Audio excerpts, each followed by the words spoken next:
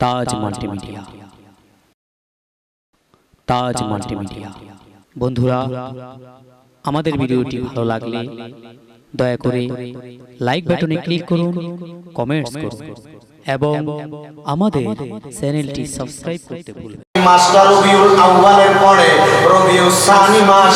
এই মাস আমার গৌসে পাক হুজুর বরপীর আব্দুল কাদের জিলানী আল গিলানী রাদিয়াল্লাহু তাআলা আনহুর ফাতিহার মাস।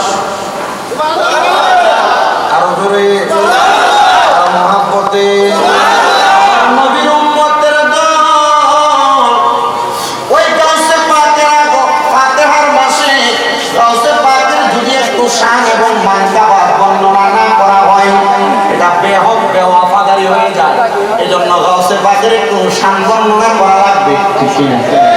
যেই গৌসে পাক হুজুর বরপীর আব্দুল কাদের জিলানী দুনিয়ার জমিনে একদিন দুই দিনে না এবং সাধারণ কোনো দিনে না আমার আল্লাহ তাআলা হুজুর গৌসে পাককে দুনিয়াতে পাঠাইছেন রমজান মাসের ১তম তারিখ পহেলা তারিখে গৌসে পাক দুনিয়াতে আগমন করবেন। এখনো করেন নাই।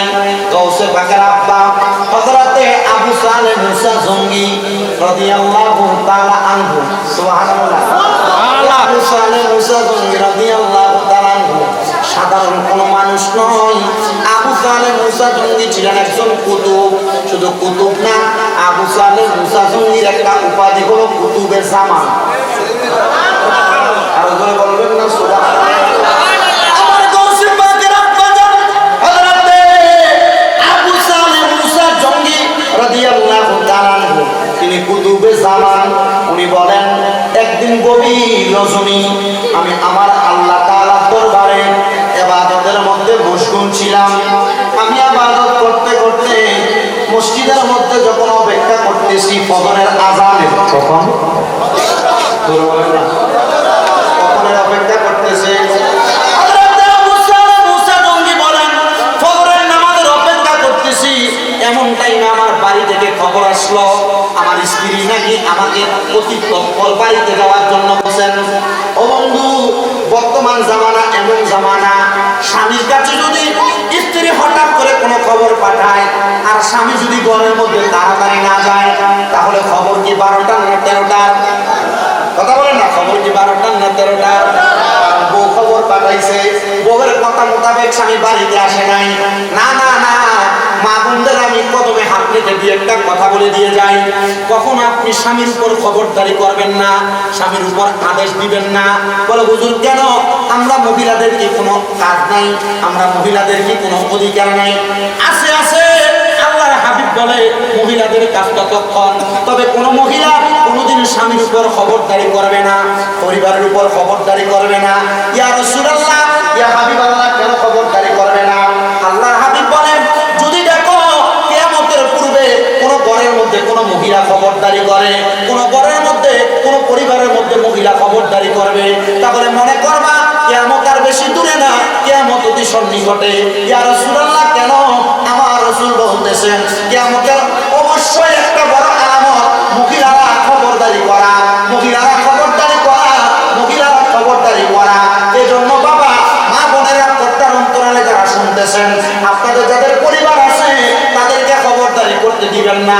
তাদেরকে বলবেন তুমি যদি কোরআন মোতাবেক চলাফেরা করো, হাদিস মোতাবেক চলাফেরা করো, যদি সুন্দরভাবে চলাফেরা করো, তোমার খবরদারির দরকার নাই।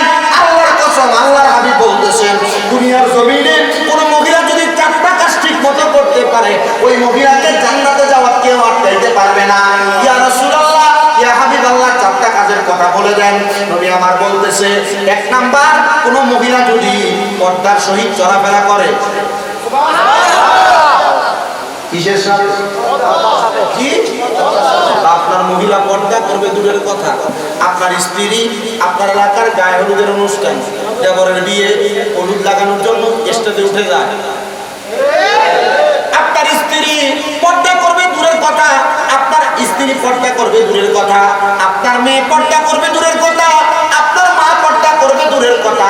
এরা পর্দা তো করে না, চকবাজারের মতো জায়গায় গিয়া, নিউ মার্কেটের মতো জায়গায় গিয়া মার্কেটে না ঘুরলে, সান্নারের মতো জায়গায় গিয়া, ফিল্ডের মতো জায়গায় গিয়া মার্কেটে না ঘুরলে এদের কলিজা ঠান্ডা হয় না। আমি বলবো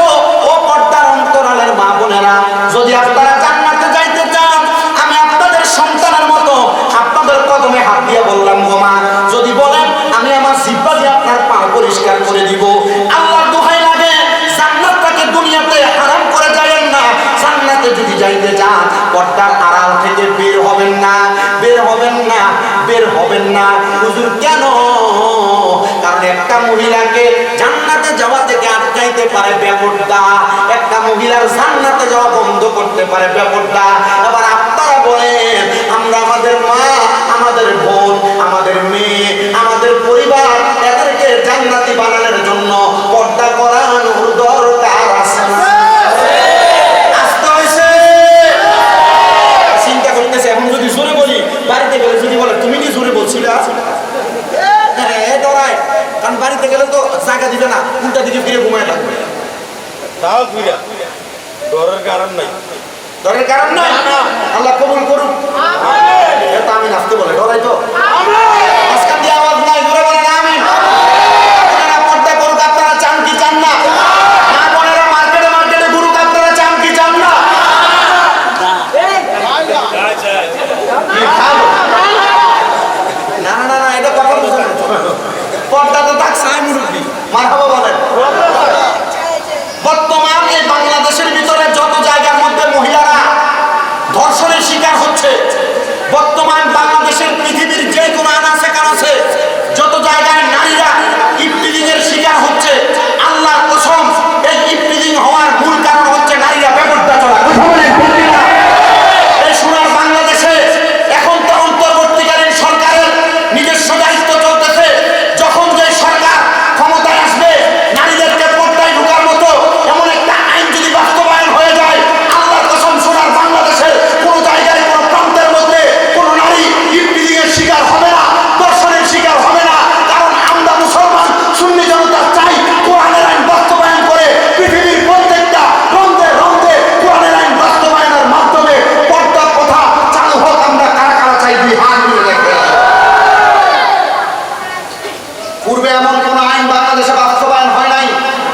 পূর্বে আইন বাস্তবায়ন হবে দূরের কথা, বিভিন্ন মিছিল মিটিং সমাবেশের মাধ্যমে এর আগে শুরুই করতে গান বাজনা দিয়া। এই জন্য বাংলাদেশের সুদূর প্রসারিত এলাকায় এই গান বাজনা, ডিজে পার্টির কনসার্ট, বিভিন্ন মেয়ে দিয়ে নাচানাচি করানো, এদেরকে যারা সাপোর্ট করবে মুসলমানদেরকে ভয় করবে। কারণ সোনার বাংলাদেশকে সুন্দর এবং স্বাধীন রাষ্ট্র হিসেবে মানুষের কাছে প্রেজেন্টেশন করতে হলে ইসলাম এবং কোরআন মোতাবেক, সুন্নাহ মোতাবেক বাংলাদেশকে গঠন করেন। এই বাংলাদেশে মারামারি হবে না, কাটাকাটি হবে না, ধর্ষণ হবে না, ইফটিজিং হবে না। এবার আপনারা বলেন বাংলাদেশের সংসদে কোরআনের আইন চালু হোক, আপনারা কারা কারা আছেন? সবাই আমরা চাই কি চাই না? আল্লাহ তাআলা এই কোরআনের আইন বাংলাদেশের বাস্তব পতাকায় তুলে দেব, আমিন বলেন। বাংলাদেশের সংসদের বিভিন্ন জায়গায় কোরআনের আইন যেন চালু হয়ে যায়, আল্লাহ সে তৌফিক দান করুন, বলেন আমিন। এতটুকু মনে রাখবেন, আমরা মুসলমান, আমরা কখনো হিংসা, মারামারি, কাটাকাটি, দ্বন্দ্ব, দলাদলিতে বিশ্বাসী নই। আমরা ওই কাজে বিশ্বাসী যেই কাজের মাধ্যমে আমাদের জীবন কোরআন সুন্নাহ মোতাবেক চলবে, মরার পর আল্লাহ জান্নাত দিবে। ঠিক আছে না? মরার পরে জান্নাত শান্তি না ভাই রে ভাই, মরার পরে জান্নাত পাবেন দূরের কথা, আপনি দুনিয়াতেই শাস্তি নিয়ে যাচ্ছেন। কথা বলেন না কেন? ওয়ামান ইউদিল ফালান তাজিদ লাহু ওয়ালিয়াম মুরশিদা। আর যারা পথভ্রষ্ট, আল্লাহ বলছেন আর যারা পথভ্রষ্ট, আল্লাহ এদের জন্য কোনো প্রতিনিধি বা পথপ্রদর্শক রাখেন নাই। এবং এই আয়াতের তাফসীর করছেন জালালউদ্দিন সুয়ুতী রহমতুল্লাহ আলাইহি। গতকালকে রাতে আল খাসাইসুল কুবরার একবারে প্রথম দিক দিয়ে জালালউদ্দিন সুয়ুতীর জীবনী পড়তে যাইয়া এই আয়াতে কারিমার তাফসীরের একটা অংশ পড়লাম, দেখলাম উনি লিখতেছেন দুনিয়াতে যারা মানুষের প্রতি অত্যাচার করে, অনাচার করে, মানুষকে প্রহার করে, মানুষকে অনাকাঙ্ক্ষিতভাবে জুলুম নির্যাতন করে, এদের শাস্তি দুনিয়াতে আখিরাতে। দুনিয়াতে এদের শাস্তি মানুষ দেখে যায়। ও সোনার বাংলাদেশের মানুষ দেখেন না আপনারা? এটাই তো আমরা বুঝতে পারছি। আল্লাহ তাআলার কাছে ফরিয়াদ, আমি এটা নিয়ে কোনো কিছু চিন্তাও করি না। দেখি মানুষ তো এমন অনেক কিছু দেখছে, অনেকে বলতেছে হুজুর এগুলার কারণে তো দেশ যেন একটা কোথায় যেন চলে গেছে। আমি বলবো এটার পরে কিন্তু আবার আরেকটা পার্টি এসে এদের উপর অত্যাচার চালাইছিল, চালাই নাই? তো আপনারা মনে করেন না যে এক পার্টি বাইরে গেছে, ঢাকার পরে ওই পার্টির বাড়িতে আপনি আক্রমণ করে দাঙ্গা হাঙ্গামা মারামারি করছেন, একটা জনদস্যুর মতো খারাপ মানুষকে বিদায় করে আপনি আবার যখন এমন অত্যাচার অনাচার চালু করবেন, মানুষ আপনাকে সাপোর্ট করবে। আল্লাহর কসম, তারা মারামারি, দ্বন্দ্ব, হত্যা ফাসাদ করবে, মানুষ আগে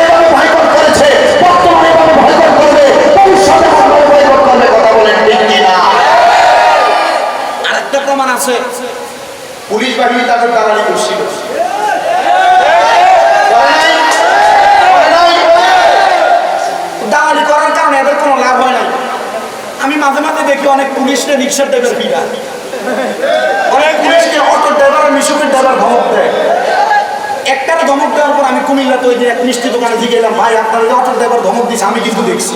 আমি কুমিল্লার আছি। আর রাখবে না, আমি বললাম পুলিশকে বললাম কি আপনার অটো ড্রাইভার ধমক দিতে, আমি কিন্তু দেখছি। হুজুর আপনি দেখছেন? বললাম হ দেখছেন তো ঠিক আছে, আমার জিজ্ঞেস আমি বললাম এ ধমককে আগে কোনদিন খাইছেন? না খাই নাই।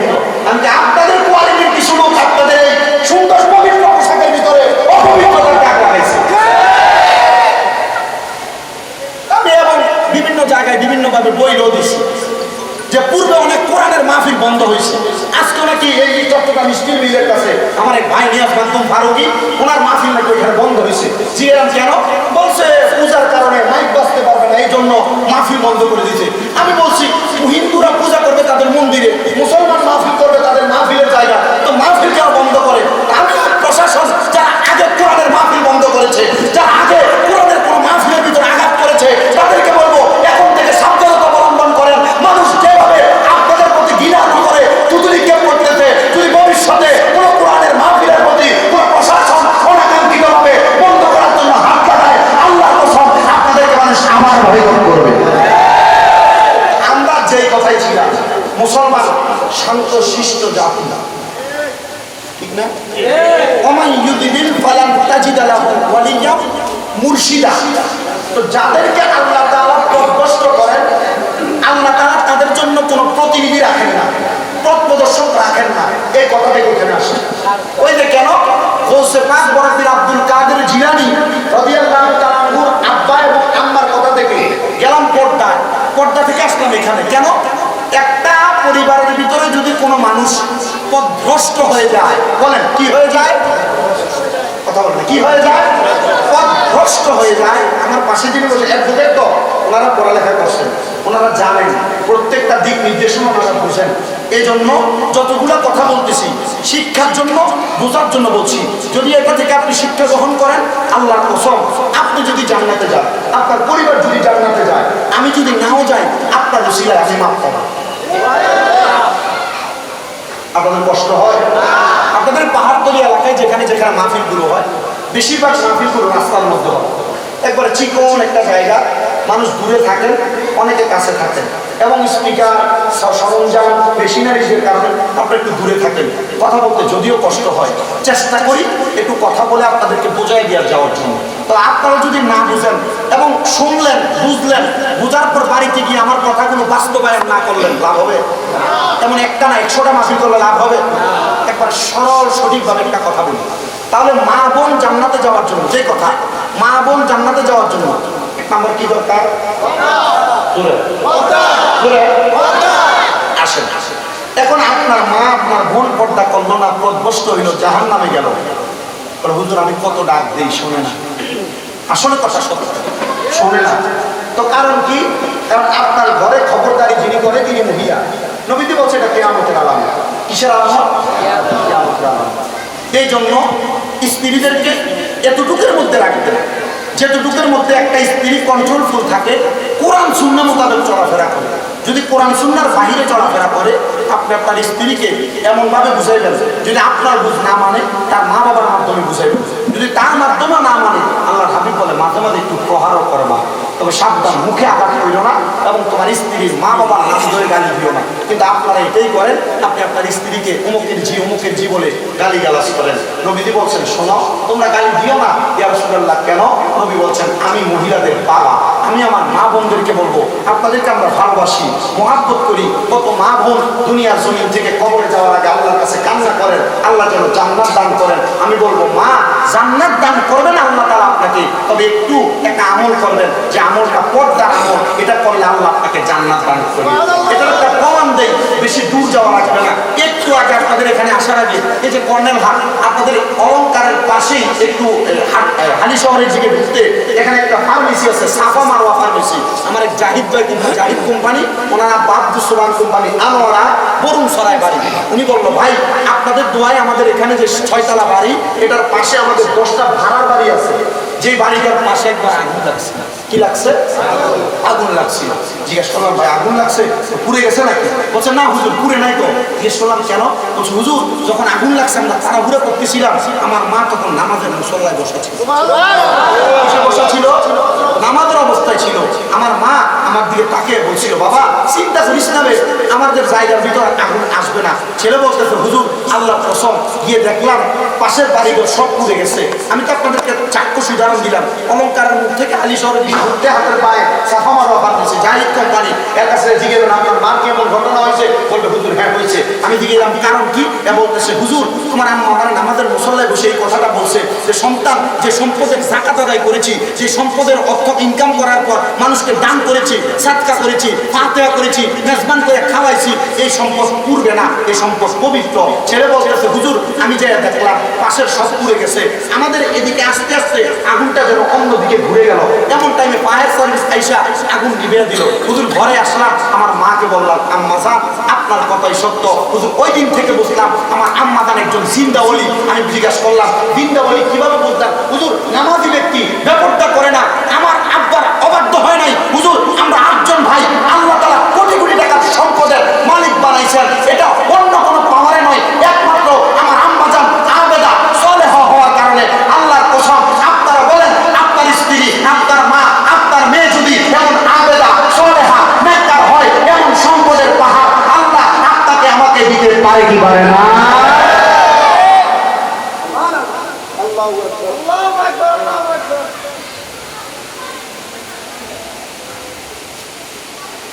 গভীর মনোযোগ দিবেন। মা বোনের 4টা কাজের মাধ্যমে আল্লাহ তাআলা জান্নাত প্রদান করবেন সে কথাই ছিলাম। 1 নাম্বার একটা মা জননী পর্দা করলে জান্নাতে যাবে। 2 নাম্বার কোন মহিলা যদি 5 ওয়াক্ত নামাজ আদায় করে আল্লাহ তাআলা ওই মহিলাটাকে জান্নাত দান করবে। 3 নাম্বার কোন মহিলা যদি শুধু আল্লাহ তাআলার আদেশ মোতাবেক রোজা গুনাহ আদায় করে আল্লাহ তাআলা মহিলাটাকে জান্নাত দান করবে। আর 4 নাম্বার কোন মহিলা যদি তার স্বামীর অবাধ্য না হয়, খেদমত করে আল্লাহ তাআলা তাকে জান্নাত দান করবে। নবী আমার বলেন আবু দাউদ শরীফের মধ্যে আরেকটা হাদিস, কোন মহিলা যদি দুনিয়ার জমিনের মধ্যে শ্বশুর শাশুড়ির অবাধ্য না হয়, মানে তাদেরকে মা বাবার মতো খেদমত করে, তাহলে ওই মহিলাকে জান্নাতে যাওয়া কেউ আটকে রাখতে পারবে না। এবার আমার মুসলমান ইমানদার পর্দার অন্তরালের মা বোনেরা, আপনারা যারা যারা মাইকের আওয়াজ শুনতেছেন, আপনাদের কাছে বলতেছিলাম হুজুর বরব্বির গৌসে পাক আব্দুল কাদের জিলানীর আম্মা জানের কথা। হুজুর বরব্বির গৌসে পাকের আব্বা জান হযরতে আবু সালেহ মুসা জঙ্গি রাদিয়াল্লাহু তাআলা আনহু, উনি ফজরের নামাজের অপেক্ষা করতেছেন, তাহাজ্জুদের নামাজ পড়ে বাড়ি থেকে খবর আসলো হুজুর আবু সালেহ মুসা জঙ্গি বাড়িতে চলে, আপনার স্ত্রী একটা খবর পাঠাইছেন। উনি দৌড়ে বাড়ির মধ্যে গেলেন। তো যে কথা স্ত্রীর কথা মোতাবেক যখন বাড়িতে চলে গেলেন, হযরতে আব্দুল কাদের জিলানী রাদিয়াল্লাহু তাআলা আনহু আব্বা জান হযরতে আবু সালেহ জঙ্গি মুসা, উনি বলেন আমি বাড়ির মধ্যে গেলাম, আমার স্ত্রী আমাকে ঘরের মধ্যে ঢুকায়া ঘরের দরজাটা যখন বন্ধ করে দিলেন, আমি বুঝতে পারলাম না আমার স্ত্রী কেন আমার সঙ্গে এমন একটা আচরণ করলেন। এমন টাইমে আমার স্ত্রী আমার কদমের মধ্যে পড়ে গেলেন, যিনার নাম হযরত উম্মুল খায়ের মা ফাতেমা। উনি বলেন কদমের মধ্যে পড়ে আমার কাছে ডাক দিয়া বললেন, ও হযরতে আবু সালেহ জঙ্গি মুসা, আমার আল্লাহ তাআলার দরবারে তাহাজ্জুদের নামাজ আদায় করে আমি মহিলা সাজদার মধ্যে অবনত ছিলাম। আমি সাজদার মধ্যে থাকা অবস্থায় হঠাৎ করে আমার তন্দ্রা লেগে গেছে, ঘুম লাগছে, আমার ঘুম লেগে গেছে। ঘুমটা লাগার সাথে সাথে আমি দেখলাম আমার সামনে কে জানি একজন নুরানি সুরত নিয়ে হাজির হয়ে গেছে, কিন্তু আমি ওনার দিকে তাকাইতে পারলাম না। ওনার পুরো শরীরের জামার ভিতর দিয়ে আমার চোখের মধ্যে একটা নুরানি আলো তাজাল্লির পাওয়ার লাগতেছে। আমি আস্তে আস্তে করে চোখ খুলতে লাগলাম। আমি দেখলাম ওনার চেহারাটা দেখা যাচ্ছে না। হঠাৎ করে আমি ওনার দিকে তাকিয়ে প্রশ্ন করলাম, মান আনতা, কে আপনি? উনি আমাকে উত্তর দেয়, যে নামাজ আদায় করতেছো তাহাজ্জুদের নামাজ, ওই নামাজ আল্লাহ তাআলা যেই নবীর উপর নাযিল করেছেন, আমি হইলাম সেই নবী মুহাম্মদুর রাসূলুল্লাহ সাল্লাল্লাহু আলাইহি ওয়াসাল্লাম। ইয়া রাসূলুল্লাহ, ইয়া হাবিবাল্লাহ, নবী আপনি কেন এই মুহূর্তে আমার সামনে হাজির হয়ে গেলেন? আমার হাবিবে কিবরিয়া মুহাম্মদ মুস্তাফা সাল্লাল্লাহু আলাইহি ওয়াসাল্লাম খবর দিয়েছে, রে ফাতেমা, অল্প কিছুদিন পরে তোমার গর্ভ থেকে একটা সন্তান আগমন করবে। জি, একটা সন্তান আগমন করবে। ওই সন্তান আগমন করলে, ওই সন্তানটা যখন আগমন করবে, তুমি হযরতে ফাতেমা ওই সন্তানটাকে সুন্দর একটা নাম নির্ধারণ করবা, যার নাম হবে মহিউদ্দিন। সুবহানাল্লাহ বলেন, আসতে বলবেন তোমার সন্তানের নাম নির্ধারণ করে দিবা মহিউদ্দিন। বলে আমি কবুল করলাম, আমার স্বামী বড় খুশি হয়ে গেল, আমার সন্তান আগমন করবে, নাম নির্ধারণ হবে মহিউদ্দিন। ও পর্দার অন্তরালের মা, আপনার গর্ভে তো সন্তান আগমন করেছে, ওই আপনার সন্তানকে তো কোরআনওয়ালা বানান নাই, হাদিসওয়ালা বানান নাই, আপনার সন্তানটাকে ইসলামওয়ালা বানান নাই। মা গৌসে পাক আব্দুল কাদের জিলানীর আম্মা জান বলেন, আমি তাহাজ্জুদ নামাজ পড়ে আল্লাহর কাছে সব সময় দোয়া করতাম, আল্লাহ যেন নেক সন্তান দান করে। আল্লাহ তাআলা আমি মা জননীর গর্ভের মধ্যে এমন একটা সন্তান দান করেছে, আল্লাহ কসম ওই সন্তান দুনিয়াতে কোনোদিন কোনো অপকর্মে লিপ্ত হয় নাই। ওই সন্তানের বরকতে আল্লাহ তাআলা ইরাকের বাগদাদ নগরী পুরো এলাকার মধ্যে অসংখ্য বরকত দান করেছে। জোরে বলেন সুবহানাল্লাহ। আশিক বলে, ওলিদের ওলি যিনি গাউসুল আজম জিলানী, ওলিদের ওলি যিনি গাউসুল আজম জিলানী, বাগদাদে জন্ম কুতুবে রাব্বানী, বলেন বাগদাদে জন্ম কুতুবে। আসতে করতেছেন, জোরে বলেন না। ওলিদের ওলি যিনি গাউসুল আজম জিলানী, ওলিদের গাউসুল আজম জিলানী, বাগদাদে জন্ম কুতুবে রাব্বানী, বলেন বাগদাদে জন্ম কুতুবে। বংশ তোমার হাসান হুসাইনি, তুমি হইলাম ফাতেমার নয়নের মণি, বলেন বংশ তোমার হাসান হুসাইনি, আরে তুমি হইলাম ফাতেমার নয়নের মণি। দয়ার নজর করো আমায় ও গো গাউসে সামদানি, দয়ার নজর ও গো গাউসে সামদানি, বাগদাদে জন্ম কুতুবে। বলেন ওলিদের ওলি তুমি গাউসুল আজম জিলানী, ওলিদের গাউসুল আজম জিলানী, বাগদাদে জন্ম কুতুবে রাব্বানী, বলেন বাগদাদে জন্ম কুতুবে। তোমার কাঁধে নবীজির কদম, সব ওলিদের কাঁধে তুমি গাউসের কদম, বলেন তোমার কাঁধে নবীজির কদম, সব ওলিদের কাঁধে তুমি গাউসের কদম। মুর্দা কলব জিন্দা করো ও গো গাউসে সামদানি, মুর্দা কলব ও গো গাউসে সামদানি, বাগদাদে জন্ম কুতুবে রাব্বানী, বলেন বাগদাদে জন্ম কুতুবে।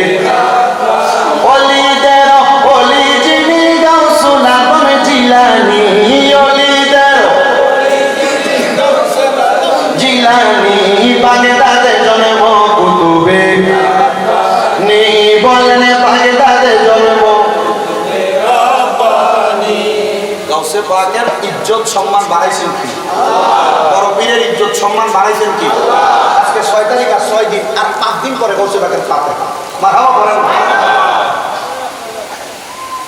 আল্লাহর দরবারে শুকরিয়া, আল্লাহর দরবারে লাখ লাখ শুকরিয়া। আল্লাহ তাআলা গাউসিয়তের চাদরের নিচে আমাদেরকে কাদিরিয়া তরিকা এমন একটা ছায়া তলের মধ্যে রাখছেন। গাউসে পাকের আব্বা জান বলেন, আমি যখন এই খবর শুনলাম, আমি 2 রাকাত নামাজের নিয়ত বাঁধলাম, নিয়ত বাইন্দা আল্লাহর কাছে দোয়া করলাম, আল্লাহ আপনি আমার একটা নেক সন্তান দান করবেন। আমার স্ত্রীর মাধ্যমে খবর দিলেন, আল্লাহ ওই সন্তানের বরকতে হযরত আবু সালেহ মুসা জঙ্গিকে সম্মানিত করেছেন। মুসলমান ইমানদার শুনে গৌসে পাক হুজুর পীর আব্দুল কাদের জিলানী দুনিয়াতে এখনো আসেন নাই। ওনার আম্মা জান বলে আমি মাঝে মাঝেই দেখতাম, আমি যখন থুতু নিক্ষেপ করি আমার থুতুগুলা কেমন জানি ঝলমল ঝলমল করে। আরে করবেই তো, যে মায়ের গর্ভের মধ্যে বড় পীরের মতো একজন নেক সন্তান। আমি আমার এই 40 কোয়ার্টার এলাকা এবং পাহাড়ি এলাকার পর্দার অন্তরালের মা বোন যারা বাড়িঘর থেকে আবাসিক এলাকার বড় বড় বিল্ডিং থেকে শুনতেছেন, আপনাদের কদমে হাত দিয়ে বলবো, যদি আপনারা আপনাদের গর্ভের মধ্যে এমন একজন নেক সন্তান ধারণ করতে চান, আল্লাহর কসম গো মা, আল্লাহর কাছে নামাজ আদায় করে করে পর্দা করে স্বামীর বাধ্য থাইকা নেক দোয়া করবেন, দেখবেন আল্লাহ গাউসে পাকের মতো একটা সন্তান আপনাকে দান করবেন। গাউসে পাক দুনিয়াতে আসছেন, আসার অনেক পরে গাউসে পাক যখন দারুল আরকাম ইরাকের মধ্যে সাজাইয়া বাগদাদ নগরীর মধ্যে মাদ্রাসায় পড়ায়, একজন মা জননী গাউসে পাক আব্দুল কাদের জিলানীর দরবারে আগমন করলেন। ছোট বাচ্চাটাকে আমার গাউসে পাকের দরবারে দিয়ে দিলেন। আব্দুল কাদের জিলানী, আপনি তো একজন ভালো আলেম, ভালো কুতুব, ভালো রাব্বানি, ভালো হক্কানি মানুষ। আমার সন্তানকে আপনি এমন এলেম শিখাইবেন যে এলেমের কারণে আমার সন্তান দুনিয়ার তো ধনী হয়, আখেরাত তো ধনী হয়। আমরা মনে করি টাকার মালিক হইলে ধনী, আমরা মনে করি দামি গাড়ির মালিক হইলে ধনী, আমরা মনে করি দামি বিল্ডিং বানাইলে ধনী। আর যারা আল্লাহওয়ালা, যারা কোরআনওয়ালা, যারা ইসলামওয়ালা, তারা মনে করেন দুনিয়াতে যেই ব্যক্তি ভালো আমলওয়ালা তারা সবচাইতে বড় ধনী। কারণ এই ব্যক্তিরা আল্লাহ নবীর হাদিসের আমল করে। আর দুনিয়া মাযরাতুল আখিরা, দুনিয়া হলো আখিরাতের শস্য ক্ষেত্র। ওই বান্দারা দুনিয়াতে 5 ওয়াক্ত নামাজ আদায় কইরা, রোজা রাইখা, দান সদকা কইরা, মিলাদ মাহফিল, দোয়া দুরূদ কইরা দুনিয়ার জমিনের মধ্যে আখিরাতের শস্যগুলো রোপণ করে। যখন বান্দা ইন্তেকাল করবে, ইন্তেকাল করার পরে দুনিয়ার সকল মানুষগুলা হাসরের ময়দানে দেখবে তারা দুনিয়াতে আখিরাতের শস্য বপন করেছে। তাদের ঘাড়গুলা ওটের মতো লম্বা লম্বা হবে, চেহারাটা নূরের আলোতে ঝলমল ঝলমল করবে। বলে কারণ কি? কারণ কি? বলে অন্য কোনো কারণ না, তারা দুনিয়া থেকে আখিরাতের শস্য বপন করে কবরে আসছে। আমার আল্লাহ তাআলা তাদের নেক আমল এবং ঈমানের দৌলতের পাওয়ারে তাদের ঘাটটা উঁচা করে দিয়েছে এবং তাদের চেহারা আলোকিত উজ্জ্বল বানিয়ে দিয়েছে। বলেন সুবহানাল্লাহ।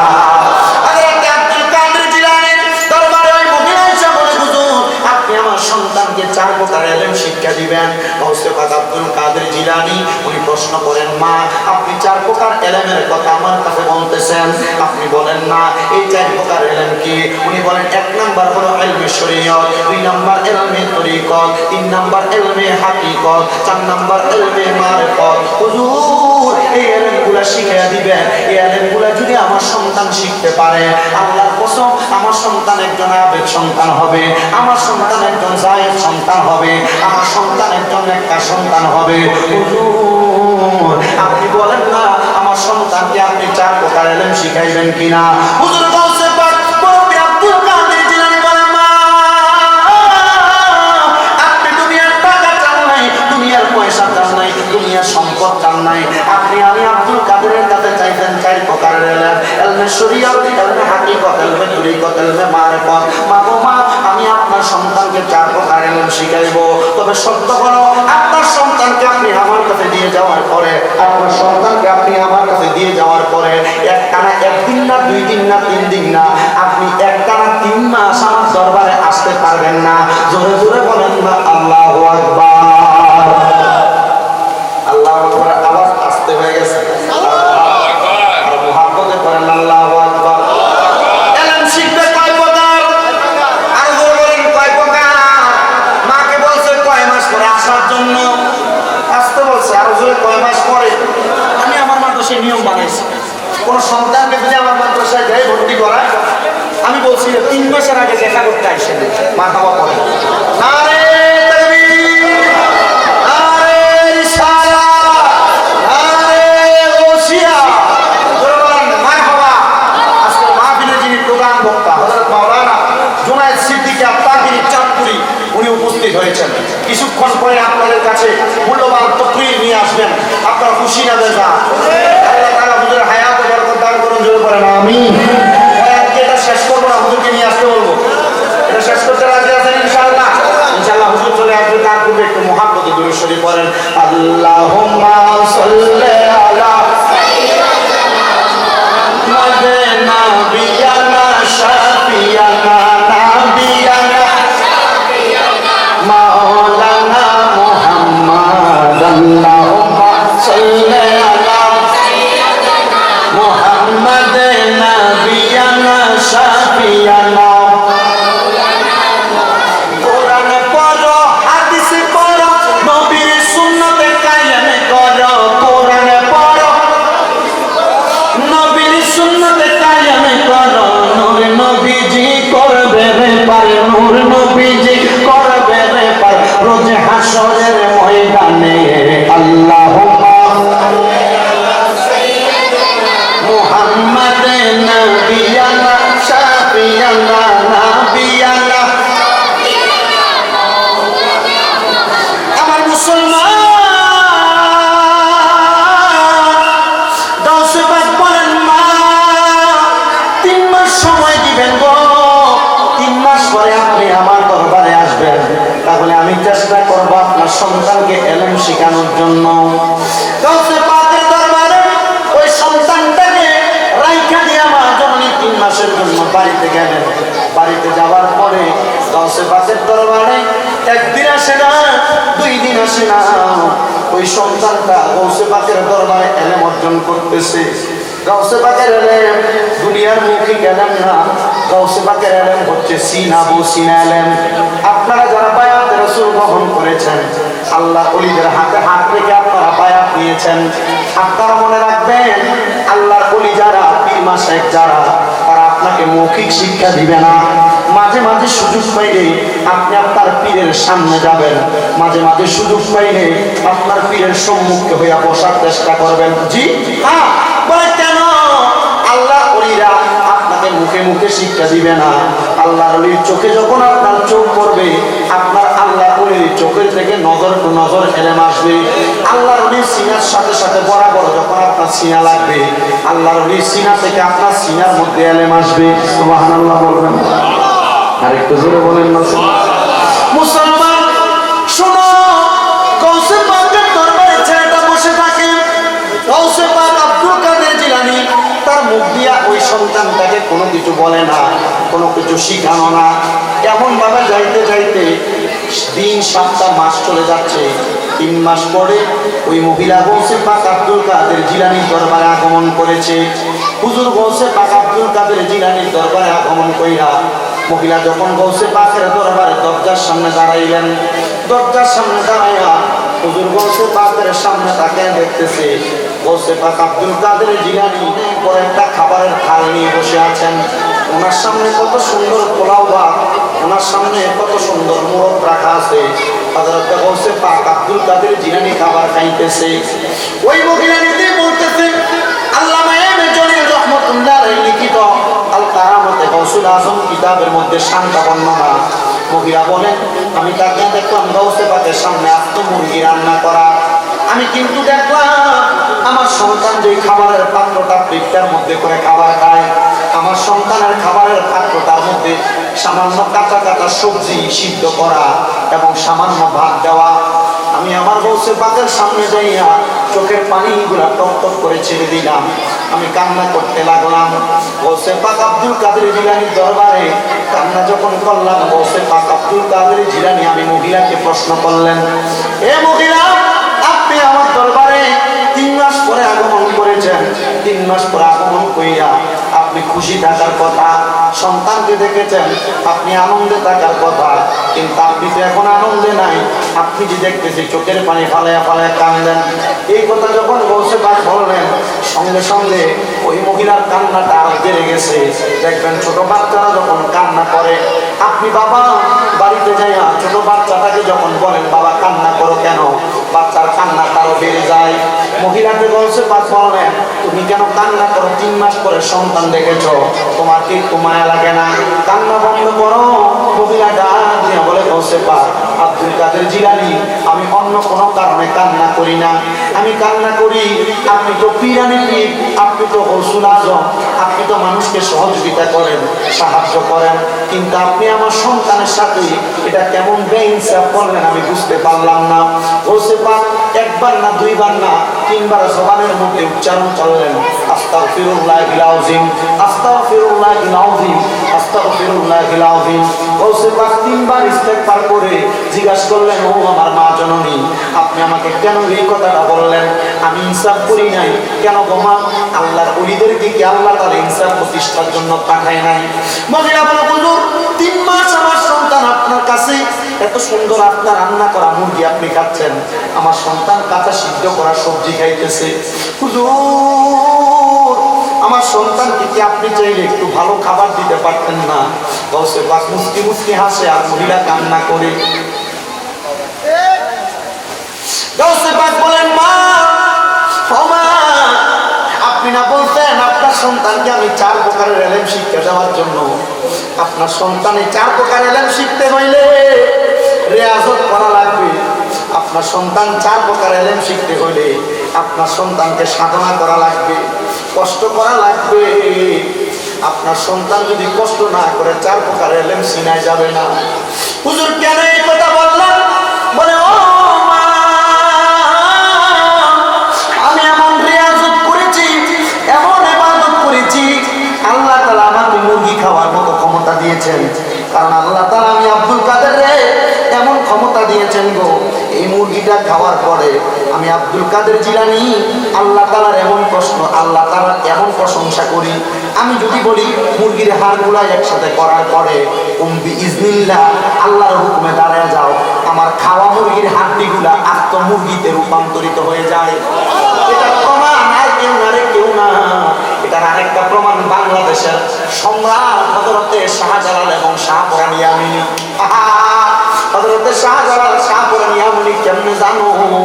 হযরতে শাহজালাল ইয়ামিনী নিজে আদর কইরা 2টা কবুতর লালন পালন করতেন। ওনার ভাগিনা হযরতে শাহপরাণ ইয়ামিনীর কা দুনিয়ার দিন দিয়া উনি তাবলীগ করার জন্য গেছেন। হযরতে শাহপরাণ ইয়ামিনী উনি একটু আদর যত্ন কইরা কবুতরগুলোর মধ্যে থেকে মাত্র একটা কবুতরকে জবাই করে রান্না করে খেয়ে ফেলছেন। হযরতে শাহজালাল ইয়ামিনী শাহপরাণের সামনে এসে প্রশ্ন করছেন, ও শাহপরাণ, আমার 2টা কবুতর তোমার কাছে দিয়েছিলাম যত্ন করার জন্য, আমার 2টা কবুতর আমি খাঁচার মধ্যে দেখি না, মাত্র একটা কবুতরে দেখতেছি। হযরতে শাহপরাণ ইয়ামিনী উনি ওনার মামা শাহজালাল ইয়ামিনীর কাছে বললেন, একটা কবুতর আমার পছন্দ হওয়ার কারণে আমি এটাকে জবাই করে খেয়ে ফেলছি। শাহজালাল ইয়ামিনী উনি একটু রাগান্বিত হইয়া শাহপরাণ ইয়ামিনীর মুখের মধ্যে গালের মধ্যে একটা চর লাগাই দিয়েছেন। চরটা পাওয়ার পরে শাহপরাণ ইয়ামিনী উনি তো একটু জ্বালালি হালতের, গরম হালতের, উনি রাগান্বিত হইয়া যে জায়গায় ওই খাওয়া কবুতরের পশমগুলা পালাইছেন, পশমগুলা আইনা বিইজনিল্লাহ বলে উপরের দিকে এভাবে ছুঁড়ে মারছেন। ছুঁড়ে মারার সাথে সাথে যতগুলা পশম ছিল অতগুলা কবুতর তৈরি হয়ে গেছে। শাহজালাল শাহপরাণের দরবারে গেলে এখনো অনেক হাজার হাজার কবুতর দেখা যায়। এগুলো অন্য কোনো কারণ না, আল্লাহ ওলিদের হাতের বরকতের সোয়ার বরকত। ও মুসলমান, এই বরকত আমরা পাই না, এই বরকত আমরা অর্জন করতে পারি না। আল্লাহর কাছে দোয়া করব, আল্লাহ এই 40 কোয়ার্টারের ঈদে মিলাদ নবীর মাহফিলে আল্লাহ এই 40 কোয়ার্টারের ফাতিহা গৌসে পাকের উফাতের মাসে আপনার দরবারে গৌসে পাকের উসিলা দিয়ে দোয়া করি, আল্লাহ আপনি আমাদেরকে আউলিয়া কেরামের অসংখ্য বরকত দান করেন, অসংখ্য রহমত দান করেন, অসংখ্য বরকত দান করেন। আমি জানতে চাই আল্লাহ তাআলা চাইলে আজকের এই মিলাদ নবীর মাহফিলের উসিলায়, আজকে গৌসে পাকের উফাতের ফাতিহার মাহফিলের উসিলায় আল্লাহ তাআলা আমাদেরকে আউলিয়া কেরামের নেক নজর আল্লাহ তাআলা বরকত দিতে পারে কি পারে না? আল্লাহুম্মা সাল্লি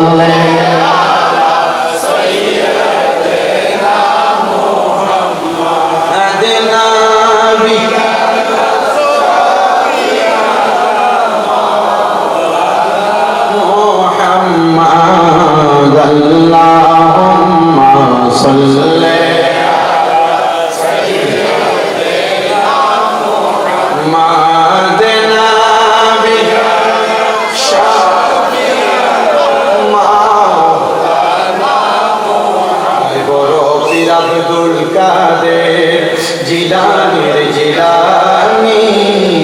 তোমারি নামের গুণে আগুন হইয়া যায় পানি আয় বড় পিয়ামি আপনি করতেছেন বসে বাঁকা এই ফাতিহার মাসে আপনাদের এগুলো পড়তে কষ্ট হচ্ছে আপনাদের মোহাম্মদ আয় বড় পিয়ামি জিলানের জিলানি তোমারি নামের গুণে আগুন হইয়া যায় পানি আয় বড় পিয়ামি জিলানের জন্ম তোমার তরিকায় কাদিরিয়া আবু সালে মুসা জঙ্গি তোমারই হলেন পিতা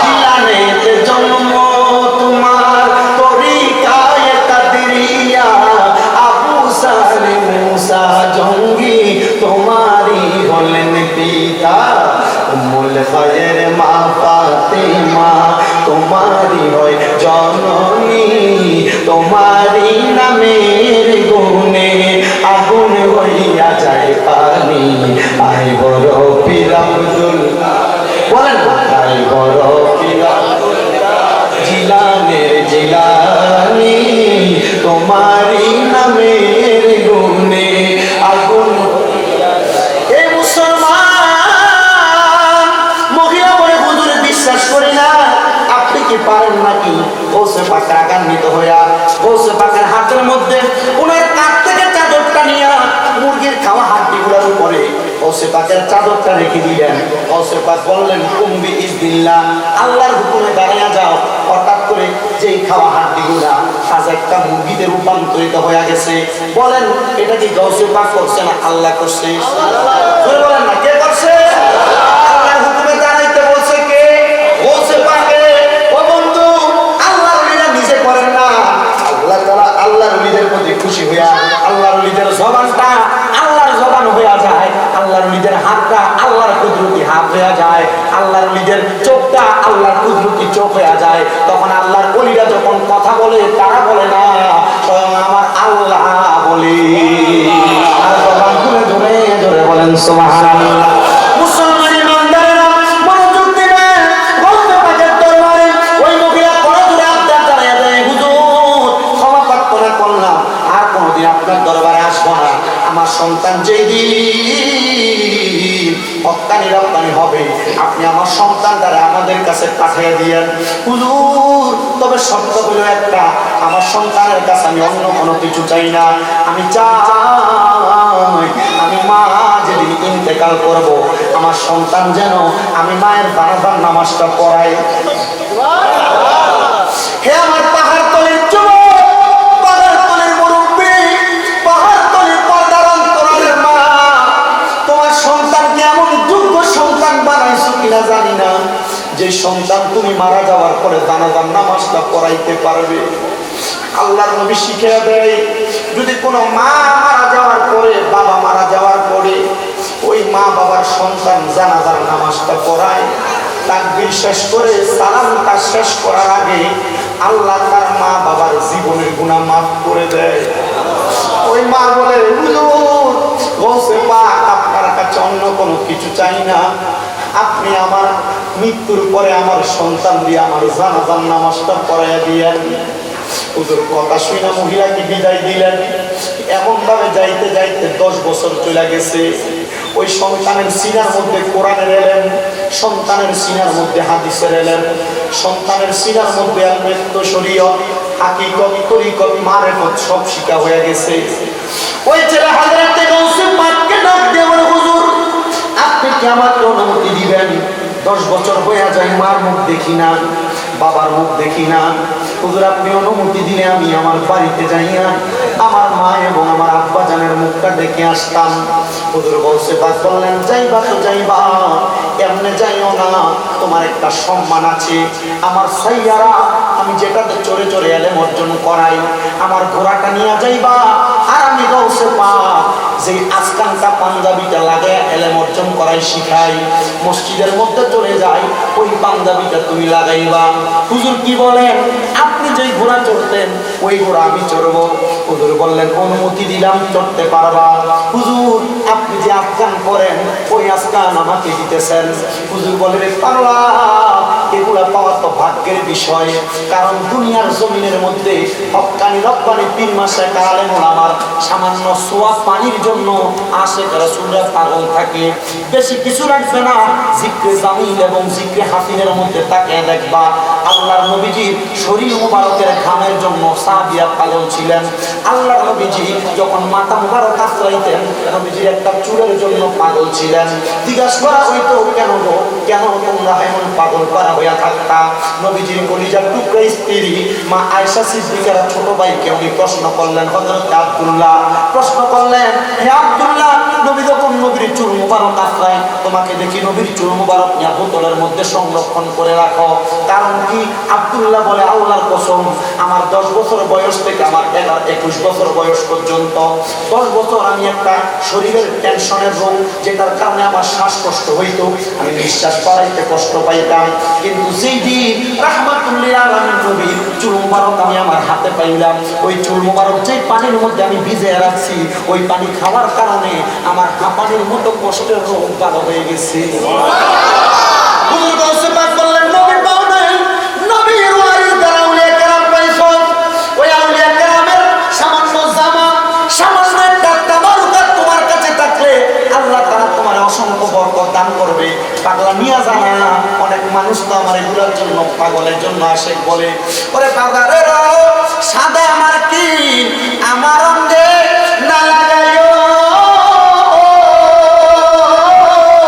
আমার মুর্শিদের পুরা জামা দিয়া আমার কাপড় পরাইও, যাইতে আমায় সঙ্গে নিও, আমি আর কোন দল চাই না মুর্শিদ, আর কোন দল চাই না মুর্শিদ, যাইতে আমায় সঙ্গে নিও।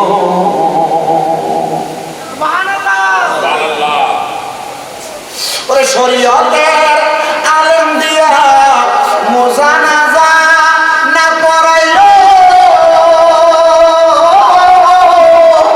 আমার তরিকতের পাগল পাইলে মোর জানাজা পড়াই দিও, যাইতে আমায় সঙ্গে নিও।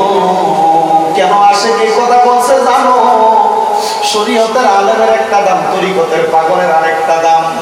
শরীয়তের আলেমরা বাইতুল মুকাররমে ফুকা দিয়া ফিডাফিডি করে, শরীয়তের আলেমরা মিলাদুন নবী জুলুসের ভিতরে ফিডাফিডি করে, শরীয়তের আলেমরা মাজার ভাঙতে যায়, আর তরিকতের আলেমরা, তরিকতের পাগলরা মাজার রক্ষা করে।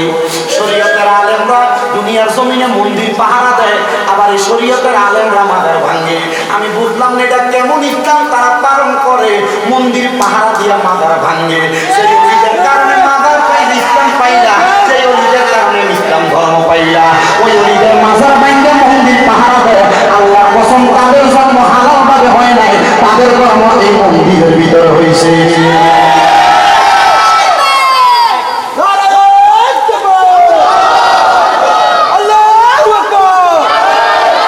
আমার বুঝে আসতেছে না, আমি আজকেও ফেসবুকে দেখলাম এরা মন্দির পাহারা দিচ্ছে, দেখছেন কিনা? তো ওনারা কি, আমি ক্লিয়ার করে দেখি, একবারে ক্লিয়ার করে দিচ্ছি আপনাদের, ইসলাম ধর্ম শান্তির ধর্ম। ইসলাম ধর্মের মুসলমান কোনোদিন কোনো মন্দিরে হামলা করতে পারে না।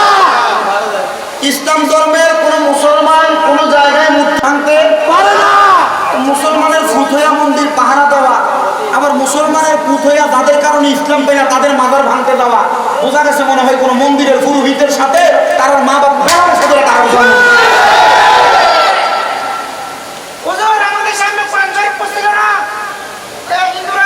এতটুকু বলে দিচ্ছি, হিন্দুদের সাথে আমাদের কোনো দ্বন্দ্ব নাই, আছে? হিন্দুরা মুসলমানদের কাছে নিরাপদ, ঠিক না? কেন? তারা সংখ্যালঘু। আল্লাহ রাসূল সাল্লাল্লাহু আলাইহি সাল্লাম হিন্দু ধর্মের ভাইদেরকে আমাদের কাছে এমন ভাবে নিরাপদ রাখছে। কিভাবে? আমাদের 32টা দাঁতের মাঝখানে জিহ্বা যেমন নিরাপদ, সোনার বাংলাদেশের হিন্দুরা মুসলমানদের কাছে এমন নিরাপদ। মারামারি দ্বন্দ্বে বিশ্বাসী। আমার কথা হচ্ছে হিন্দুরা যেহেতু আমাদের কাছে নিরাপদই, আপনারা তবু ওনাদের মন্দির পাহারা দিচ্ছেন, যাক ভালো কথা, যেন দ্বন্দ্ব না হয়, মারামারি না হয়, কোনো ফেতনা না হয়, পাহারা দিচ্ছেন। কিন্তু ভাই সাহেব, কোন বুঝে যায় যাদের কারণে ইসলাম পাইলেন ওই আল্লাহর ওলির মাজার ভাঙতেছেন? তো এরা যদি প্রশ্ন করেন, বলবে এখানে পূজা হয়, এখানে শিরিক হয়, এখানে বেদাত হয়, এখানে গান বাজনা হয়, এখানে নারী পুরুষ যায়। এই জন্য তো আমি তার কাছে প্রশ্ন এটা রাখবো, গান বাজনা হয় বন্ধ করে দাও, নারী যায় বন্ধ করে দাও, মাজার কেন ভাঙবো, কারণ কি? এ বলবে এটার কথা শুনলে আমার অ্যালার্জি হলে যেমন শুনকায়, মাজারের কথা শুনলে আমার এমন শুনকায়। কথা কয় না কেন? তা আমি কয়েকবার চিন্তা করে আমি আবার একটা চিন্তা মাথায় আসলাম। আমি আমার সাথে এক ভাইয়া বন্ধু আর কি, আলহামদুলিল্লাহ আমাদের কুমিল্লাতে সুন্নি, কওমি, জামাতি আজ পর্যন্ত কখনো মারামারি হয় না, যে যার যার মতো করে পালন করে। আমি এটা নিয়ে কোনো দ্বন্দ্ব করার কথা চিন্তা করি। তো আমি আমার ক্লাসমেট, আমি কিন্তু কওমি মাদ্রাসায় কারিয়ারা পড়ছি, আমি ক্লাসমেট তারা জিগাইলাম, দোস্ত আমার কথা সব ঠিক আছে, আচ্ছা মনে কর তোর মাথার ভিতরে হুকুম হয়েছে, কি হয়েছে? হুকুম হয়েছে। এখন হুকুমগুলো হওয়ার কারণে তুই কি তোর মাথার কল্লাটা ডাইরেক্ট কাইটে আলাদা করে ফেলবি? তো কি বলে না, আমি মাথার উকুনের কত ভালো ভালো ইংলিশ শ্যাম্পু আছে, উপন্যাসক শ্যাম্পু, আমি শ্যাম্পু দিয়া মাথার উকুন পরিষ্কার করবো, আর যদি উকুন নাই যায় মাথার চুল কামাই ফেলবো। আমি বললাম ভালো কথা, তো মাথারে গান বাজনা হয়, মাথারে নারী যায়, তোরা মাথারে গান বাজনা বন্ধ কর, নারী যাওয়া বন্ধ কর। তো মাথার বাঙ্গস কেন? তুই যখন কল্লা ফালাইবি না, মাথারও ভাঙ্গিস না, গান বাজনা বন্ধ কর। কুকুর ফালানি যেমন ওষুধ দেওয়া যায়, গান বাজনা বন্ধ করতে চাইলে বন্ধ হবে। কারণ সুন্নিরা মাজারের পক্ষে, গান বাজনার পক্ষে না। সুন্নিরা মাজারের পক্ষে, মাজারে বেড়ে যাওয়ার পক্ষে না, মহিলা যাওয়ার পক্ষে না। সুন্নিরা মাজারের পক্ষে, মাজারে সেজদার পক্ষে না।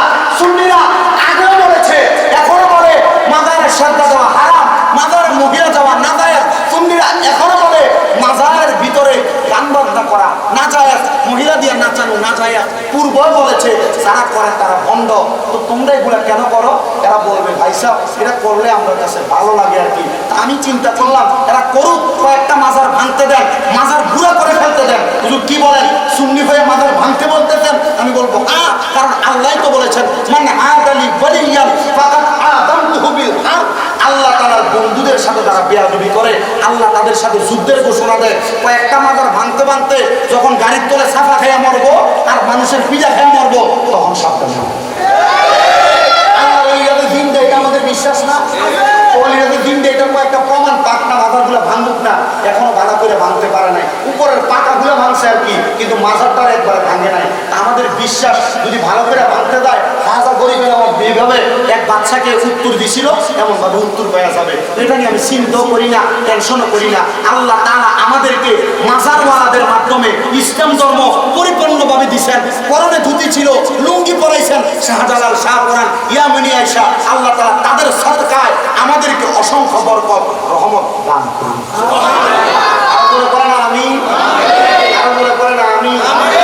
এই কথাই ছিলাম। পরে শরীয়তের আলেম দিয়া মুজানাজা নাহি দিও, একটা তরিকতের পাগল পাইলে মোর জানাজা পড়াই দিও যাইতে আমায় সঙ্গে নিও বলে। আর কোন দল চাই না মুর্শিদ, আর কোন দল চাই না মুর্শিদ যাইতে আমায় সঙ্গে নিও। সারা দুনিয়া সালামুনিয়া আলাইকুম সালাতুনিয়া সালামুনিয়া इश्क़ महबूब खुदा जिस दिल में हासिल नहीं, लाखों मोमिन हो मगर ईमान कामिल नहीं। सदा दुनिया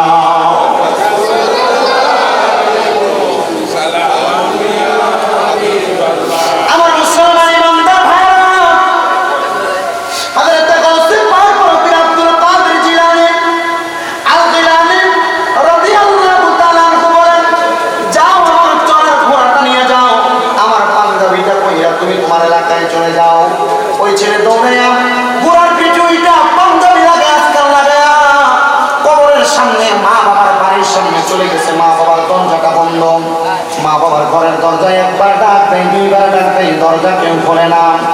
ওই সন্তান যখন থেকে দরজাটা খুলতেছে না, নিজেই দরজার মধ্যে আঘাত করলেন। আঘাত কইরা দেখলেন ঘরের মধ্যে দুইজন ব্যক্তি শ্রদ্ধায় অবনত হওয়া। শ্রদ্ধায় অবনত হওয়া, একজন পুরুষ মানুষ, একজন মহিলা মানুষ। ওই সন্তান পুরুষ এবং মহিলা দুইজনকে দেখা বুঝতে পারলেন, আরে 10 বছর আগে আমি আমার মা বাবাকে এখানে রাইখাই গিয়েছিলাম এলম অর্জন করার জন্য। এখন আমার মা, এখন আমার আব্বাজান মনে হয় ঘরে শ্রদ্ধায় নামাজ পড়তেছে। সন্তান বলে, আমি 3 তাসবিহ পরিমাণ অপেক্ষা করলাম। সুবহান রাব্বিয়াল আলা, সুবহান রাব্বিয়াল আলা, সুবহান রাব্বিয়াল আলা। আমি অপেক্ষা করার পরে দেখলাম আমার মা বাবা মাথা উঠায় না। 5 বার অপেক্ষা করলাম, আমি দেখলাম আমার মা বাবা মাথা উঠায় না। 7 বার অপেক্ষা করলাম, দেখলাম আমার মা বাবা মাথা উঠায় না। এবার এমন টাইমে যখন আমি এমন অবস্থা দেখলাম আমার মা বাবা মাথা উঠান না, আমি তাদের সামনে চলে গেলাম। আমি আমার মা বাবার মাথার মধ্যে ধরলাম, ঘাড়ের মধ্যে ধরলাম। দেখলাম আমার আম্মা আব্বা কোনো নিঃশ্বাস পালান না, আমার আম্মা আব্বার শরীরগুলা ঠান্ডা হয়ে আছে। আমি আমার মা বাবার শরীরের দিকে তাকায় দেখলাম আমার আম্মা আব্বার শরীরগুলা যখন ঠান্ডা হয়ে আছে, আমি বুঝতে পারলাম তারা আমাদের শ্রদ্ধার মধ্যে ইন্তেকাল করেছে। আমি আমার মা বাবার কাফনের ব্যবস্থা করলাম, জানাজার নামাজ পড়াইলাম, দাফন করলাম। মা বাবার এমন কাফন দাফন যখন আমি শেষ করলাম, করার সাথে সাথে আমার চোখের পানিগুলা জর্জর করে পড়তেছে। আল্লাহ তাআলা এমন একটা সন্তানের জানাজার নামাজ আমাদেরকে দিবে কিনা আমরা জানি না। আল্লাহ যেন কবুল করে ধরে পড়ে না। আমি জমান খুলে ধরে একটা তাকবীর দেন, নারে তাকবীর, নারে রিসালাত, নারে গাউসিয়া, নারে তাকবীর, নারে রিসালাত,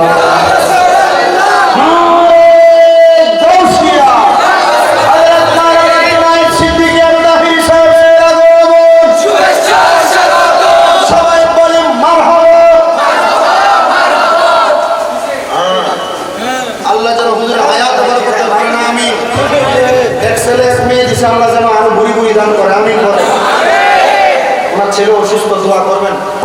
আমার দুলাভাই লাগে, আমার বোন দিয়ে দিচ্ছে, আমার কাছে বোন না, বোন।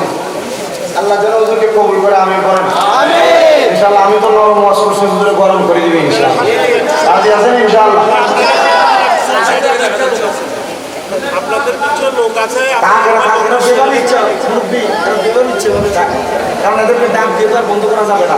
আপনাদের যেভাবে ইচ্ছে ভাবে থাকেন, কারণ এটা রাস্তা, এই রাস্তার ভিতরে যেভাবে মাহফিল হচ্ছে, এটা আলহামদুলিল্লাহ। কি বলেন আলহামদুলিল্লাহ, আমরা সহযোগিতা করলে ভবিষ্যতে আরো সুন্দর হবে। গতবার থেকে এবার একটু নর্মাল হয়ে গেছে, এবার থেকে নর্মাল হয়েছে বেশি। আর ওইদিকে আছে আমার মা বোন পর্দার আমরা শুনতেছেন, ইনশাআল্লাহ আপনাদের মূল্যবান তকরির করে হুজুর শোনাবেন। আমি যতটুকু বলছি আল্লাহ তাআলা এইটুকুর উপর আমল করার তৌফিক দান করেন, পড়ে না আমি আমি আজকে সারা জোরে পড়ে না আমি। হুজুর যদি অনুমতি দেয় আমার ওয়াজের শেষ জায়গাটা, হ্যাঁ হুজুর বসছে, অসুবিধা হবে? অসুবিধা হবে? আল্লাহ যেন কবুল করে না, আমিন করেন। মুসলমান ইমানদার, ওই ছেলে বলে আমি আমার মা বাবার জানাজার নামাজ শেষ করে আমি আমার মা বাবারে দাফন করার পরে আমার চোখগুলো বেয়ে বেয়ে পানি পড়তেছে। আমি চলে গেলাম হুজুর গাউসে পাক আব্দুল কাদের জিলানীর দরবারে। হুজুর গাউসে পাক আব্দুল কাদের জিলানীকে বললাম, হুজুর এতদিন আমার মা ছিল না, মা ছিল, বাবা ছিল, কিন্তু আমি আমার মা বাবাকে দেখি নাই। বাড়িতে যাওয়ার পরে আমি আমার মা বাবাকে দেখেছি ইন্তেকালরত অবস্থায়। আমার মা বাবা ইন্তেকাল করেছে। হুজুর আমার মা বাবা ইন্তেকালের পরে আমি আমার মা বাবার জানাজার নামাজ পড়াইলাম, আমি আমার মা বাবা কাফন পড়াইলাম, দাফন দিলাম।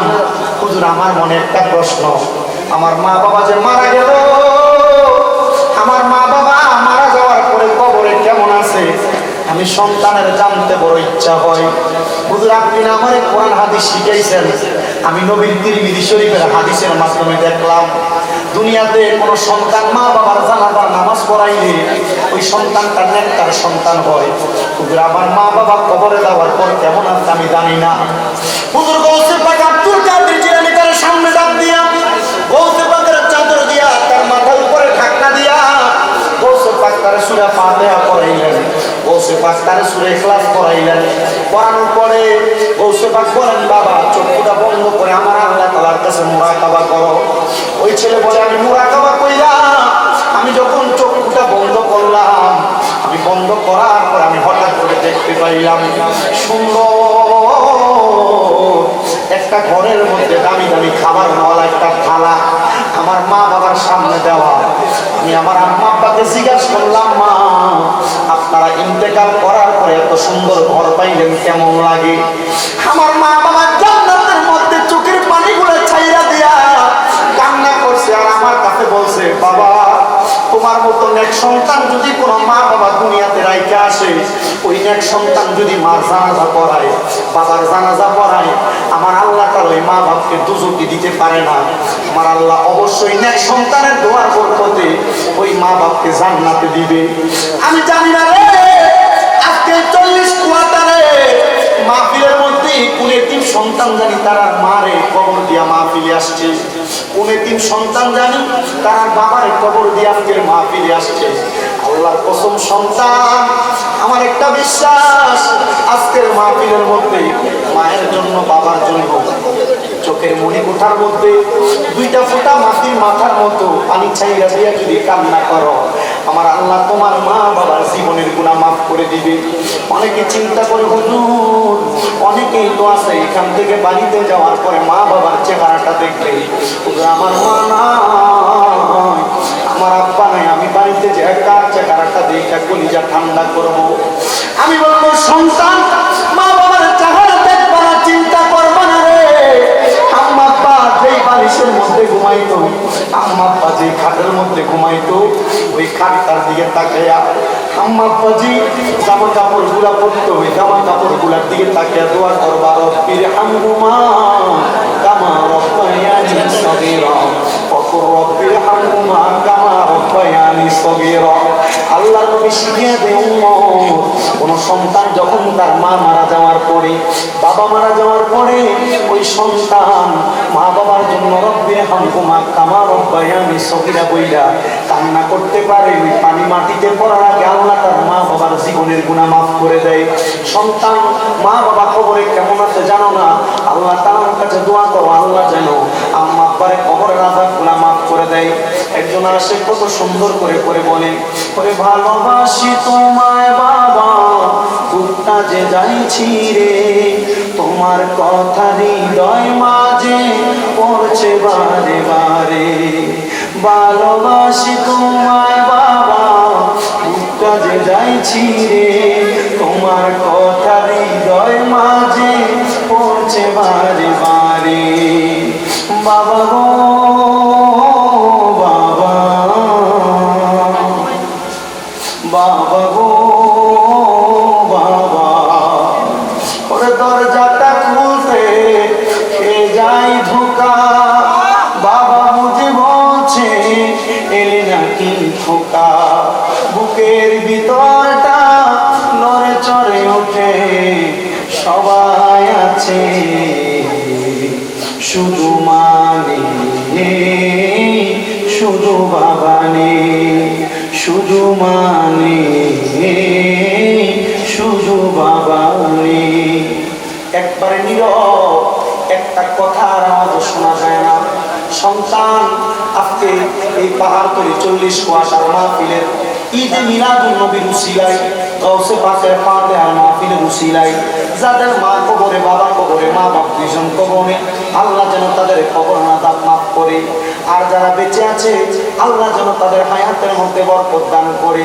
আর যেই সন্তান মা বাবার অবাধ্য, মা বাপকে ভাত দেয় না, আল্লাহ যেন ওই সন্তানকে হেদায়েতের তৈয়বা নসিব করে, আম্মা আব্বার বাধ্যগত সন্তান হিসেবে কবুল করে।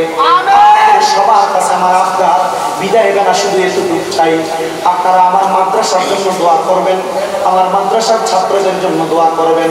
আপনাদের কাছে দোয়া কামনা করে, হুজুরের কাছে দোয়া কামনা করে, অ্যাডভোকেট সাহেব সহ আমার জামিলি সহ যারা মাহফিলের আয়োজন করেছেন আলাইহি ওয়াসাল্লাম, আল্লাহুম্মা আমিন, আল্লাহুম্মা আমিন। আলহামদুলিল্লাহি রাব্বিল আলামিন, আসসালাতু ওয়াসসালামু আলা রাসূলিহিল কারীম।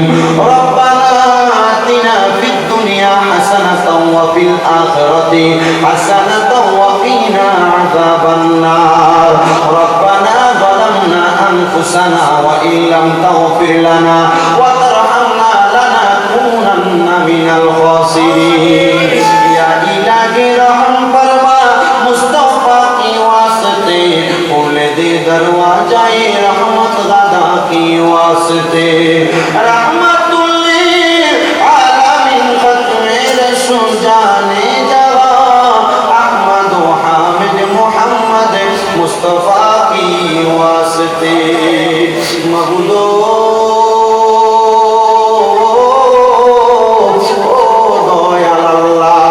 আপনি কি আসমানে না জমিনে রে আল্লাহ না পাহাড়ে না দরিয়ায় আল্লাহ গত জীবনে আপনি আল্লাহর কত তালাশ করলাম সন্ধান পাইলাম না আল্লাহ বহু সন্ধানের পরে এই চট্টগ্রাম জেলার অন্তর্গত পাহাড়তলী থানাধীন পাহাড়তলী 40 কোয়ার্টার আবাসিক এলাকাবাসীর উদ্যোগে তৃতীয়তম পবিত্র ঈদে মিলাদুন নবী সাল্লাল্লাহু আলাইহি ওয়াসাল্লাম উদযাপন উপলক্ষে এই এলাকার যুবক ভাইয়েরা এলাকার মুরব্বী বাবারা পর্দার অন্তরালের আমার কত মা বোনেরা এলাকার গণ্যমান্য ব্যক্তিবর্গরা সহ আজকের মুনাজাতের মধ্যে আপনারা শাহী পাক দরবারে গুনাহগার কাঙ্গালের বেশে দুই কানা বাদ বাড়াইলাম আল্লাহ যার হাতটা তোমার কাছে মায়া লাগে পছন্দ হয় ওই হাতের উসিলায় আমরা প্রত্যেকের জীবনের গুনাহগুলো তুমি মাফ করে দাও মনিব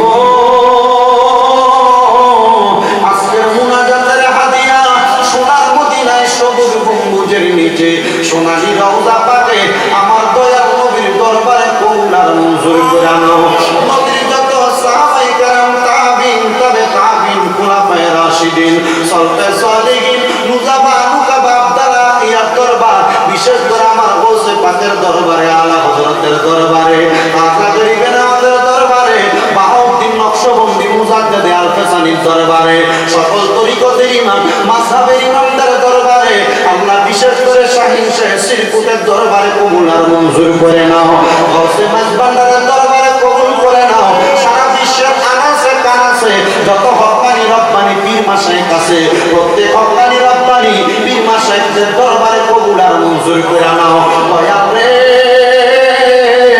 ফরিয়াদ তোমার দরবারে গো আল্লাহ আমরা যারা হাত বাড়াইলাম আজকের মাহফিলে তিনটা শ্রেণীর মানুষ হাত বাড়াইয়া দিছে একটা শ্রেণীর মানুষ আছে যাদের জগতের মধ্যে আব্বা নাই যেই বাবা রিকশা চালাইয়া মাটি গাইটা মাথার গাম পায়ে ফালাইয়া পরের বাড়িতে বদলার কাজ কইরা সন্তানকে মানুষের মতো মানুষ করার জন্য নিজের রক্তরে পানি বানাইছে আল্লাহ জানি না কার জানি এমন আব্বা অন্ধকার কবরে আল্লাহ তাদের আব্বার কবরটারে তুমি জান্নাতের বাগান বানায়া দাও দয়াল রে এমন অনেক সন্তানের আঘাত বাড়াইছে যে সন্তানদের জগতের মধ্যে মা নাই যে মা 10 মাস 10 দিন গর্ভে ধারণ কইরা সন্তানের প্রসব বেদনা সহ্য করতে মার বড় কষ্ট হইছে যে মা নিজে না খায় সন্তানরে খাওয়াইছে মাঘ মাসের শীতের দিনে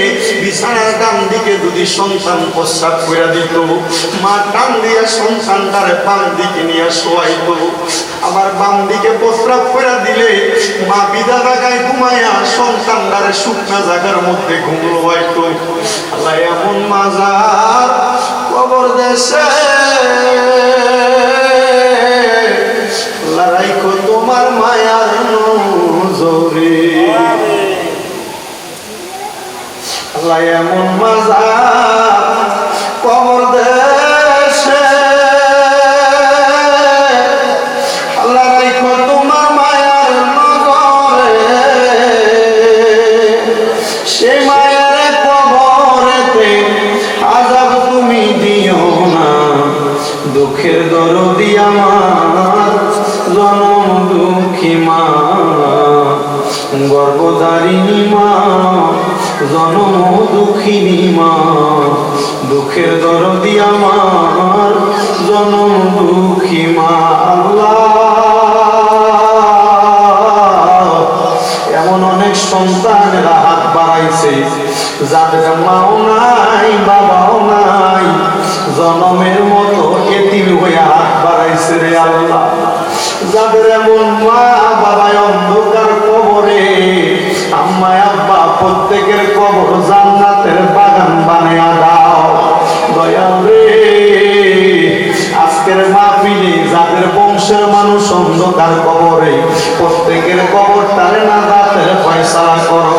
যারা বেঁচে আছে হায়াতে তৈয়বা নসিব করো আল্লাহ। বিশেষ করে পাহাড়তলি 40 কোয়ার্টারের এই মাহফিলের মধ্যে যারা টাকা দিয়া, পয়সা দিয়া, শ্রম দিয়া, বুদ্ধি দিয়া, পরামর্শ দিয়া আল্লাহ তবরুকের জন্য সহযোগিতা করে এত সুন্দর জান্নাতের বাগান মাহফিল সাজাইছে, আল্লাহ তাদের প্রত্যেককে তুমি কবুল আর মঞ্জুর করে নাও আল্লাহ। বিশেষ করে আমার ভাই মোহাম্মদ জাহাঙ্গীরের সাথে এই এলাকার যুবকেরা, মুরব্বীরা এত সুন্দর মাহফিল সাজাইছে, আল্লাহ তাদের প্রত্যেককে প্রতি বছর বছর মিলাদুন নবীর মাহফিল সাজানোর তৌফিক দান করে দাও আল্লাহ। বিশেষ করে যারা ব্যবসা করে, ব্যবসা বাণিজ্য কাজে কর্মে, চাকরি বাকরির মধ্যে বরকত দান করো।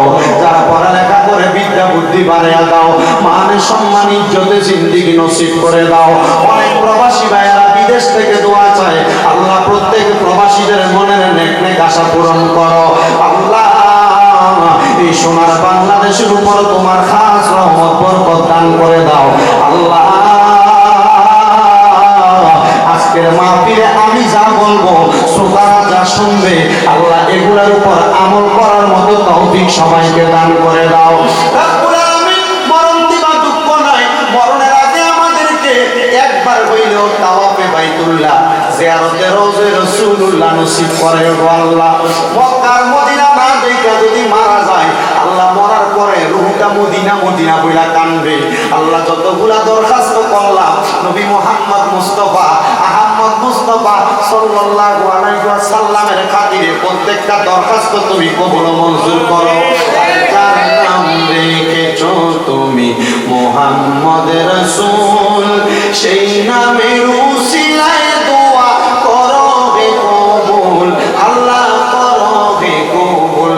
বলেন যার নাম রেখেছো তুমি মুহাম্মদ রাসূল, সেই নামের উসিলায় দোয়া করো হে কবুল আল্লাহ, করো হে কবুল আল্লাহ।